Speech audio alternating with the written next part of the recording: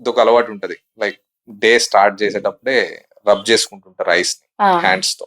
So almost మీకు day లో చూస్తే ఒక 1000 సార్లు చేసుకుంటారేమో రబ్ సో చేసుకోవడం. ఇది ఎంత వరకు సేఫ్ అంటారు? ఐస్ రబ్ రబ్బింగ్ ఇస్ చేసుకోవడం. Not at all advised. అంటే ఇందాక కంజంక్టివైటిస్ లో కూడా మనం రబ్బింగ్ ఇస్ నాట్ సేఫ్ అన్నది. But rubbing by it self can cause damage to the ice అన్నమాట. మ్మ్. కంటి మీద ప్రెషర్, మనం కళ్ళు రబ్ చేసుకున్నప్పుడు ప్రెషర్ చాలా ఎక్కువ అవుతుంది అనమాట. అవును.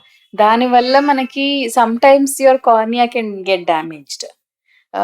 అదర్ టైమ్స్ డ్రైనెస్ ఎక్కువ అయిపోవచ్చు మనకి. ఓ దీని వల్ల కూడా డ్రైనెస్ ఆ ఉంటుంది.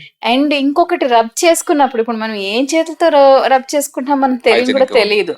వి బీన్ హైజీనిక్, ఆ చేతులు ఎక్కడ పెట్టాము ఏంటి తెలియదు మనకి. ఇన్ఫెక్షన్స్ ఇంట్రొడ్యూస్ చేసుకునే ఛాన్స్ కూడా ఉంటది. ఓకే.